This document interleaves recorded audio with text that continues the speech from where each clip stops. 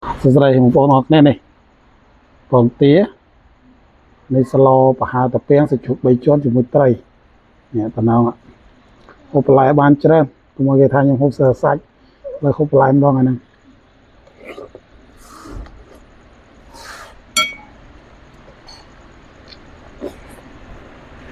ok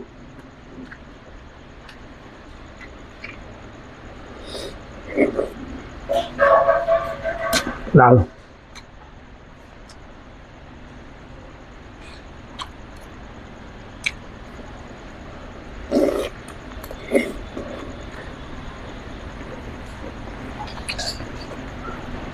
còn tiệm đòn á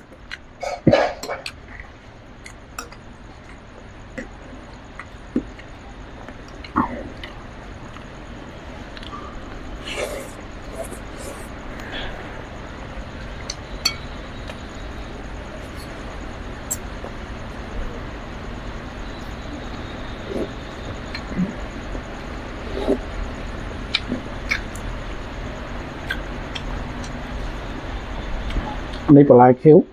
kinh là bón quá này dần tắt nấu giật cây nút đó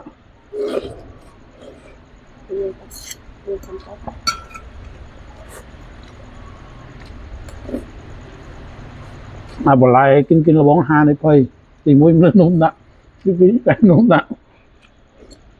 và nó thòm chết ngay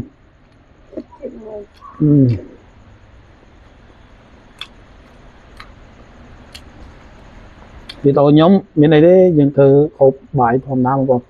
hay bọn tôi nói nhóm tôi không bị play thì nó ngược miếng đó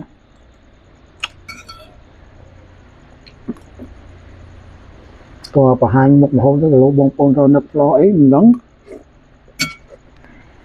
cười làm hộp nhóm nó cứng tròn